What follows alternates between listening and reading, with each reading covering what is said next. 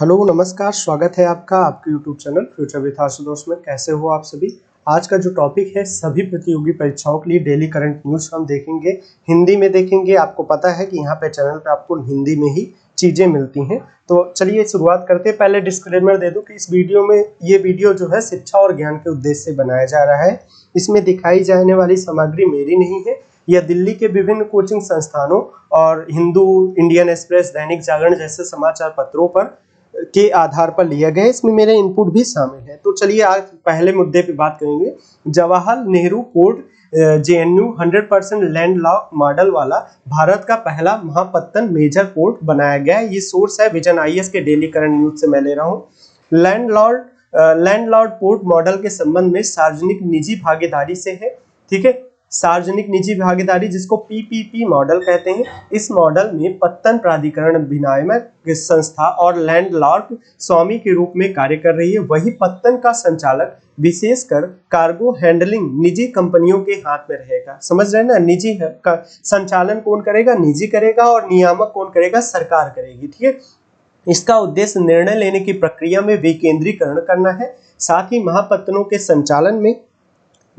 के संचालन में पेशेवर क्षमता को बढ़ावा देना है। ठीक है, और जवाहरलाल नेहरू पोर्ट के बारे में ये है कि ये नवी मुंबई में स्थापित किया गया महाराष्ट्र में, और ये स्थापित हुआ था 1989 में स्थापित किया गया था। ठीक है, और ये कंटेनर हैंडलिंग पत्तन है। कंटेनर मतलब बड़े बड़े कंटेनर आते हैं जो आयात करके आते हैं, उनको हैंडल करता है, आयात और निर्यात के लिए करता है। कंटेनर आधारित कार्गो वैक्यूम में 50% प्रबंधन करता है। भारत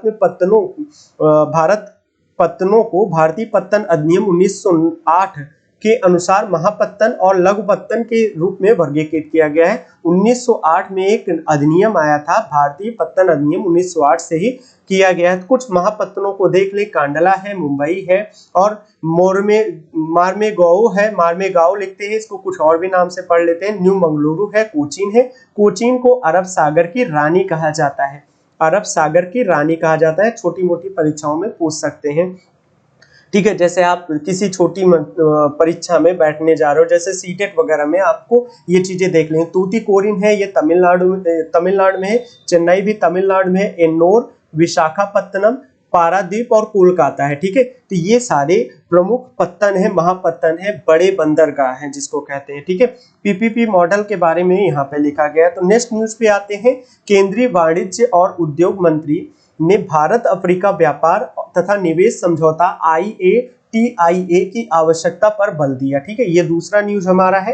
केंद्रीय मंत्री ने CII एक्जिम बैंक कॉन्फ्लिक्ट से संबंधित किया है। उन्होंने अफ्रीका महाद्वीप मुक्त व्यापार क्षेत्र FTA के तहत IATIA की आवश्यकता को दोहराया है। ठीक है, मुक्त व्यापार के लिए ये दोहराया जा रहा है, निवेश को और सुगम बनाने के लिए किया जा रहा है। निम्नलिखित 4 क्षेत्रों में अफ्रीका के साथ साझेदारी को मजबूत करेगा। सौर ऊर्जा के संदर्भ में, रक्षा व्यापार और सैन्य आदान प्रदान के संदर्भ में, भौतिक और डिजिटल IT फॉर्म वगैरह के संदर्भ में, और स्वास्थ्य देखभाल मेडिसिन के संदर्भ में ये चीजें अच्छी होंगी। अफ्रीका से भारत की चुनौतियां, अफ्रीका के भौतिक और डिजिटल अवसंरचना की कमी है। भौतिक स्वरूप अलग है इसका। अफ्रीका का अगर आप मैप पे देखेंगे तो उसका भौतिक स्वरूप कुछ अलग ही है।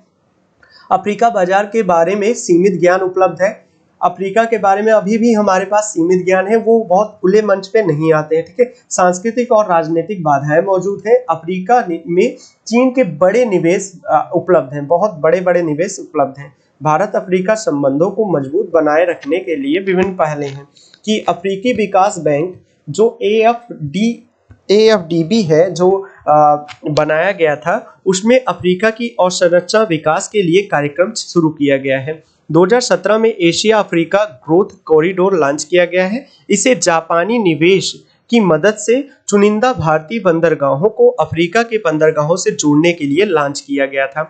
फोकस अफ्रीका कार्यक्रम संचालित किया जा रहा है भारत द्वारा, ये चीजें हैं। ठीक है, और AITIA का फुल फॉर्म यहाँ पे दिया गया है। और भारत के अमेरिका के लिए महत्व क्या है, आर्थिक रूप से, सामरिक रूप से, सॉफ्ट पावर के रूप में, ऐतिहासिक रूप से महत्व रखते हैं। तो नेक्स्ट न्यूज पे आते हैं, और यह भारतीय रिजर्व बैंक ने शहरी सहकारी बैंक UCBs के लिए विनियामक ढांचे में संशोधन किया। रेगुलेटिंग बॉडी जो है, इसको रेगुलेटिंग बॉडी जो कहते हैं, उसमें एक संशोधन किया। ठीक है, क्या संशोधन किया? ये एएन विश्वनाथन समिति की सिफारिश पे किया गया। तो विश्वनाथन समिति किससे संबंधित है? इसी से संबंधित है। तो यहाँ पे एक प्रश्न तो आपके यहाँ से सॉल्व हो जाएंगे। विश्वनाथन समिति की सिफारिश पर किया गया।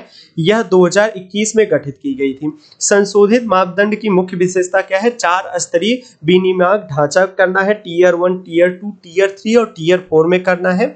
और न्यूनतम नेट वर्थ देखना है कि टीयर 1 शहरी में 2 करोड़ तथा अन्य में 5 करोड़ की न्यूनतम वर्थ को निर्धारित किया है। ऐसी बातें की गई हैं। जोखिम भारत अस्तियों की तुलना में पूंजी अनुपात CRAR को सुनिश्चित किया गया है।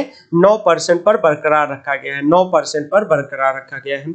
और शहरी बैंकों के बारे में जान लीजिए। शहरी सहकारी बैंक के संबंधित राज्य सहकारी समिति अधिनियम या बहुराज्य सहकारी समिति अधिनियम 2002 के प्रावधानों द्वारा पंजीकृत सहकारी समितियां हैं। इनकी निगरानी के रजिस्ट्रार के अधीन होती है। ठीक है, और CRAR के बारे में, यह बैंक के पास उपलब्ध पूंजी की माप है। ठीक है, यह बैंक को जोखिम भारित क्रेडिट एक्सपोजर के रूप में प्रकाशित करते हैं, मतलब बचाने का काम करता है। वित्तीय प्रणाली को स्थिर और दक्ष बनाने के लिए ये यूज किया जाता है। नेक्स्ट न्यूज पे और लास्ट न्यूज पे चलते हैं। भारतीय रिजर्व बैंक ने, ये तो हो गया। चलिए, विद्युत मंत्रालय ने हरित ऊर्जा पर पहुंच से जुड़े अधिनियम अधिसूचित किए।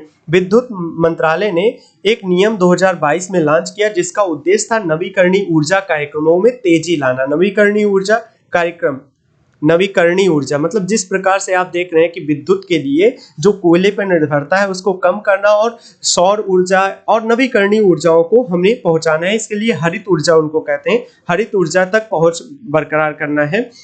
ओपन ट्रांजिशन की सीमा 1 मेगावाट से घटाकर 100 मेगावाट कर दिया गया। ठीक है, किलोवाट कर दिया गया। उपभोक्ता को विद्युत वितरण प्रणाली डिस्कॉम से हरित ऊर्जा की आपूर्ति की मांग का अधिकार है। वाणिज्य और औद्योगिक उपभोक्ता स्वेच्छा से हरित ऊर्जा खरीद सकते हैं। और एक समान नगरीकरण ऊर्जा खरीद दायित्व प्रावधान करता है। आरपीओ मापदंड को पूरा करने के लिए ग्रीन हाइड्रोजन और ग्रीन अमोनिया भी शामिल किया जाता है। उपभोक्ता को हरित प्रमाण पत्र भी दिया जा रहा है। ठीक है, इनके बारे में आप देख सकते हैं। तो उम्मीद कर रहा हूँ आपको ये चीजें समझ में आई है। ऐसे ही क्लास देखने के लिए आप हमारे साथ जुड़े रहिए और चैनल को सब्सक्राइब जरूर कर दीजिएगा।